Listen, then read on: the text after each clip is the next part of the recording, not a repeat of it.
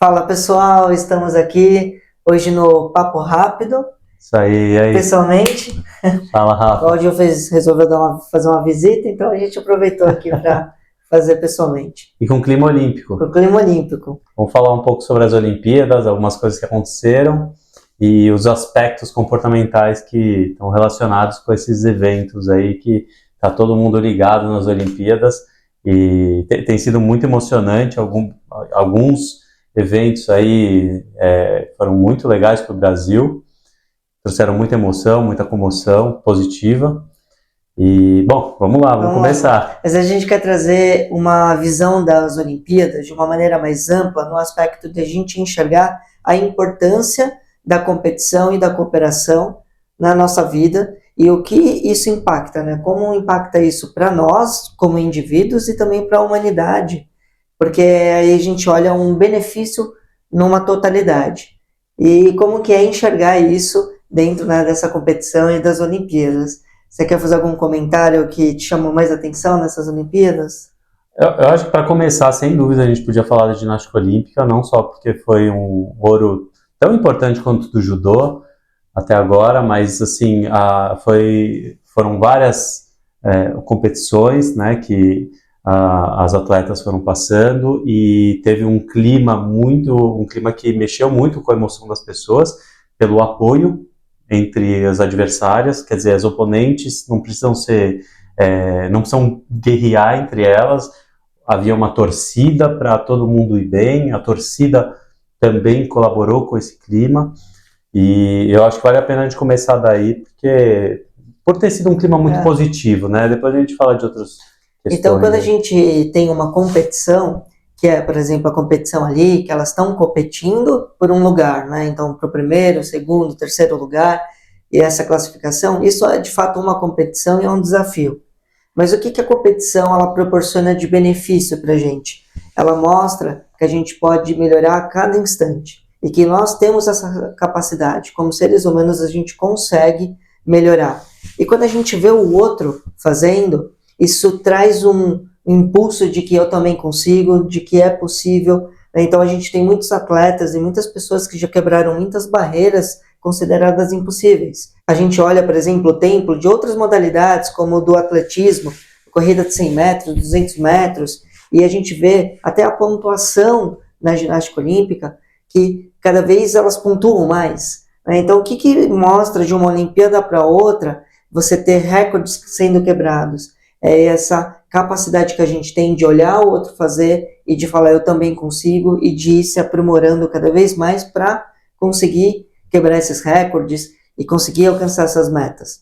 Mas é muito importante também a gente entender dentro desse processo da competição que no final a gente compete com nós mesmos, porque só depende da gente fazer o nosso melhor. Mesmo que tenha outras pessoas ali, se eu fizer o meu melhor, eu vou cumprir com aquilo que eu me propus. E isso é a gente entender o espírito, então, de competição que ajuda a gente a alcançar alguma coisa, e o de cooperação que ajuda a gente a aprimorar. Então a cooperação vem para a gente se aprimorar, um cooperando com o outro, um entendendo o outro, e isso faz com que a gente ganhe a potência de conseguir melhorar e alcançar a nossa meta. Até me veio na cabeça, assim, eu sou corredor, corro corridas de rua, de montanha, você sabe, e assim, geralmente o clima que você vê nas competições é muito esse, de cooperação, um atleta cai, os outros vão ajudam, né, vê se tá tudo bem e tal.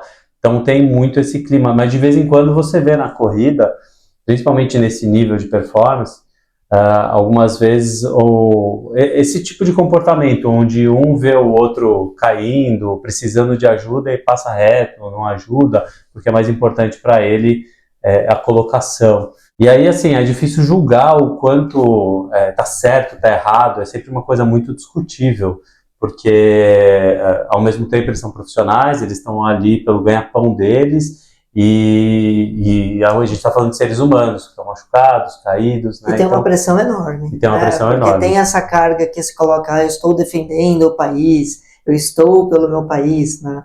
Então coloca essa rivalidade, ela já vem forte assim desde antes, e são 4 anos treinando para isso, né? Mas mesmo assim, em muitas competições você vê, com tudo isso, você vê alguns atletas parando, perdendo colocação para ajudar os outros, o que até os primeiros colocados, você vê acontecer isso, o que é muito legal, emociona. Né? A questão do certo e errado é muito difícil, é discutível, mas emociona quando a gente vê acontecer. E a gente acaba vendo mais a rivalidade, pelo menos eu observo isso, que parece que a rivalidade ela é muito maior na torcida.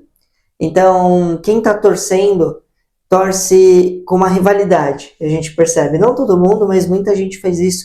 E muitas vezes eu presenciei as pessoas torcendo contra, né? Então, torcendo para que a ginasta ou outro atleta que não fosse ali do time, né, do país que essa pessoa estava torcendo, no caso aqui o Brasil, que errasse, né? E eu olhando aquilo, eu falava, poxa, mas será que a gente precisa dessa energia? Será que a gente precisa trazer e torcer para o outro errar? Não, a gente pode torcer para que faça o melhor dela, né? Que aquele atleta faça o melhor. Mas eu torço para que aquele que eu estou, né, querendo que ganhe, faça melhor ainda, faça o seu melhor. E supere o seu melhor, porque se essa pessoa superar o seu melhor, certamente ela vai ser uma campeã, um campeão ali daquele processo. E aí você vê atitudes negativas, como você falou, como foi, por acaso, ontem teve o futebol brasileiro ganhando da Espanha, que são campeãs mundiais, e comentários como de algum jogador que comentou, o jogador da Espanha comentou que a Espanha perdeu para um time que não sabe jogar futebol, né? E assim, não foi um jogo duvidoso, foi um placar de 4-2. Foi claro que as jogadoras brasileiras deram o máximo delas, se esforçaram muito e tiveram talento para fazer 4 gols nas campeãs mundiais. E daí havia um comentário desse na mídia, de um jogador de futebol, dizendo que elas não sabem jogar futebol. Não faz sentido, né? E não tem nem porquê. Não existe um motivo. O que isso acrescenta? Né? Não acrescenta em nada. Só torna a pessoa que faz esse tipo de comentário menor. Né? E aí a gente observa que isso tem muito a ver com a inteligência emocional e de como que a gente lida no nosso dia a dia com qualquer coisa. Então, se você percebe que você está torcendo contra ou que você está falando mal de alguma forma de alguma coisa que você presenciou ali, porque você entendeu que foi injusto, enfim, por qualquer motivo que seja, e aquilo está difícil de aceitar, esse é um comportamento que provavelmente se deve replicar no dia a dia. Né? Como, por exemplo, um comportamento de um atleta que a hora que vê o outro que está precisando e não ajuda e passa direto. E isso é uma coisa para a gente repensar, uma coisa para a gente avaliar, porque a gente precisa fortalecer muito essa inteligência emocional, porque é através da nossa inteligência emocional que a gente faz as relações, as interações, que a gente cresce, a gente se desenvolve, e a gente vai fazendo com que a gente viva num ambiente melhor. E claro que aí a gente vai ter o desempenho individual, desempenho de estudo, desempenho de prática esportiva, de acordo com aquilo que você faz, o que você pratica. Mas essa questão da gente ter a cooperação, de enxergar, então muitas vezes a gente vê as lutas eu acho que é o que a gente tem mais dificuldade de entender. Como que os atletas estão ali, teoricamente se batendo, e de repente eles estão se abraçando. Porque eles não são rivais, oponentes, que um se odeia, né? Eles não se odeiam, eles estão ali fazendo uma competição, e a competição ali é uma luta, e depois que acabou ali, são amigos, são parceiros, são pessoas que estão ali para crescer juntas, né? Então, a gente entender o quanto a cooperação, ela realmente vai fortalecer a gente como seres humanos, e esse processo. Então, por exemplo, a história do Cura pelo Hábito. O Cura pelo Hábito surgiu dessa junção que eu e o Cláudio a gente tinha para colocar e a gente queria colocar para o mundo. Mas eu poderia ter feito um livro sozinho, o Cláudio poderia ter feito um livro sozinho, e a gente está falando de coisas que, em tese, são parecidas, mas cada um, né, num caminho. E aí, o que a gente achou melhor? Não, vamos juntar o que a gente tem, o que a gente pode complementar, o que a gente pode fortalecer, para quê? Para fazer algo melhor, para a gente criar um produto melhor. Porque é assim que a gente cresce. Então, é isso, é a gente entender que existe cooperação para o desenvolvimento, e a cooperação é muito importante porque ela vai fortalecer a nossa inteligência emocional e, consequentemente, as nossas atitudes individuais também, e que depende só de nós. Então, só depende de mim estudar aquilo que eu estou desenvolvendo como cloud, mas depende de nós saber interagir para que a gente possa juntar essas informações e os atletas, enfim, assim por diante. Eu sempre falo para os parceiros, né, que quando começam a trabalhar com a gente, quando a gente vai fazer uma parceria nova, que um mais um dá muito mais do que dois, porque quando você junta um conhecimento com outro conhecimento, uma experiência com uma outra experiência, não é uma somatória simples, isso não vai se somar e ser a mesma coisa dobrada, isso cria infinitas possibilidades, então você não pode achar que 1 mais 1 é igual a 2 nesse caso. E se a gente pensar em todo tipo de empresa, é assim que funciona. Quando você tem um ambiente produtivo nesse sentido de colaboração numa empresa, as chances dessas parcerias que vão se fundamentando entre os colaboradores da empresa se tornarem infinitas possibilidades é muito maior. Quando existe uma competição e não colaboração entre os colaboradores, que hoje é um nome tão utilizado, né, colaboradores da empresa, o que acontece é que se divide, porque eles estão competindo por crescimento, por status dentro da empresa, por dinheiro, o foco está no lugar errado e não existem essas infinitas possibilidades de crescimento para todo mundo, né? E fora que não é legal trabalhar num lugar onde o clima é ruim, né? Então começa pela tua percepção do dia a dia, porque no final do dia, quando você vai para casa, você quer ficar com alguma coisa boa para você, você quer sentir que você fez algo de bom para a tua empresa, para a tua carreira, para o teu negócio. E, assim, para a gente é muito o resultado que a gente dá para o nosso paciente, um podcast legal que a gente faz, né, um episódio legal que a gente grava, ou alguma técnica nova que a gente começa a estudar, um conceito novo que a gente começa a estudar, aplicar e começa a dar resultado. Então, tudo isso dá uma sensação muito gostosa de colaboração entre as pessoas que estão ali, seja paciente com terapeuta com terapeuta, recepção, todo mundo trabalhando junto.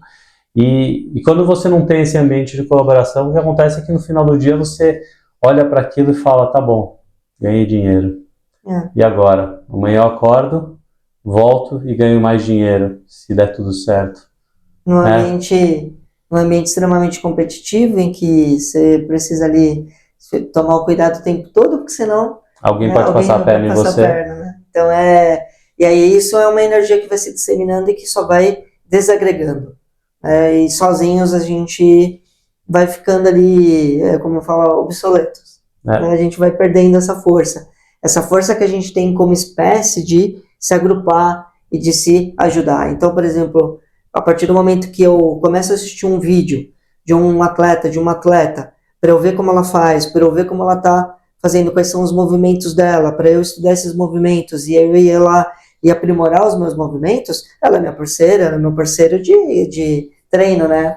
Embora eu não seja a pessoa física ali, ela está sendo uma pessoa que está colaborando. Então, isso é cooperação, é a gente cooperar. Então, a gente dá o nosso melhor também no dia a dia, é cooperar, porque muitas vezes, e como a gente lê no Tao Te Ching, o sábio, ele muitas vezes ensina pelo exemplo, ensina sendo, ele não ensina falando.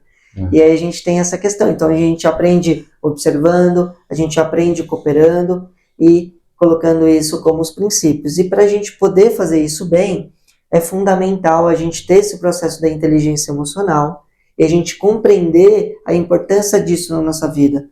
Porque a partir do momento em que a gente tem e vai carregando muitos traumas inconscientes, a gente nem sabe que eles estão lá, mas estão, ativam gatilhos. E quando a gente ativa esses gatilhos, a gente muitas vezes toma de comportamentos que naquela situação de estresse é um comportamento ruim. Mas depois a gente até se arrepende, fica mal com aquilo. Então cabe muito a gente olhar para isso. Então se você percebe que você está tendo algum tipo de comportamento, um comportamento em que você percebe que é um comentário que não é muito legal, que você está diminuindo alguma coisa, que você está reclamando de alguma coisa, você está inconformada com algo e não consegue muito bem digerir aquilo, isso é um caminho que já mostra pra gente a necessidade de você explorar questões para você começar a mudar o seu comportamento, mudar esses hábitos, para melhorar isso. e melhorar o teu entorno, né? Esse processo de cooperação e a inteligência emocional. E aí, trazendo um pouco a linha do nosso livro de raciocínio, porque a gente vai desde a microbiologia até o consciente coletivo, né? Mas trazendo um pouco isso para a realidade em que a gente vive, a gente tem que pensar assim, se desde as partículas, as células, todas essas estruturas que vão evoluindo, elas vão evoluindo trabalhando em conjunto, né? O conjunto beneficiou aquela colaboração entre os componentes, os elementos do sistema, fazem com que o sistema evolua.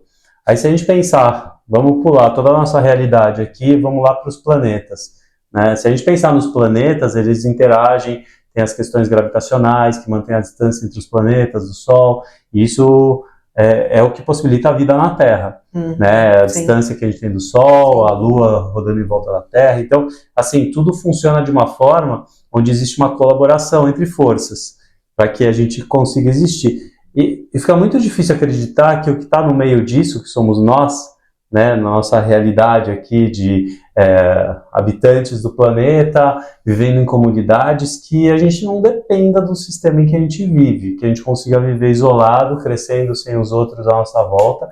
É muita arrogância da nossa parte achar que a gente não precisa fazer parte de um sistema, sendo que já tem diversos estudos mostrando a importância de fazer parte de sistemas, né? Tem aquele estudo super longo que a gente sempre comenta, de Harvard, onde acompanharam pessoas por mais de 70 anos já, e fica claro nesse estudo a importância de viver em comunidade para a saúde das pessoas. Né? Tem outros vários estudos que estudaram tribos onde fica claro que o grupo se formam naturalmente, até umas 150 pessoas, é natural que as pessoas vão se agrupando em comunidades isoladas, e isso funciona super bem, essa dinâmica da comunidade, e a maior parte dos problemas, na verdade, acontece quando você cresce isso para um tamanho de uma metrópole, onde você não consegue viver em comunidade mais, né? Onde você tem... É tão grande que você vai ter várias. E aí, às vezes, a pessoa se sente solitária porque ela não consegue ter essa vida de comunidade, porque ela vive numa metrópole onde as pessoas não se conectam mais. Né? Então, várias doenças acabam aparecendo. A depressão é só uma delas, né? Mas, síndrome do pânico. Agora que está bem alto o burnout. Todas elas estão relacionadas com a dificuldade de criar vínculo, criar esse ambiente onde você se sente pertencente a uma comunidade. Então a gente sempre fala isso, né, da necessidade do pertencimento, de fazer parte, e é muito o que a gente também tenta estimular dentro da nossa empresa aqui, e trabalhar em conjunto com os colaboradores, né. E aí, para a gente então concluir esse papo, que esse hoje é o papo rápido, competição mostra para a gente que é possível, que a gente pode alcançar e que a gente pode superar. E a cooperação traz para a gente as condições para que a gente trabalhe, para que na competição a gente consiga superar e a gente tenha essa força de falar, eu consigo, é possível. Valeu, Rafa. Valeu, e até o próximo papo. Até a próxima.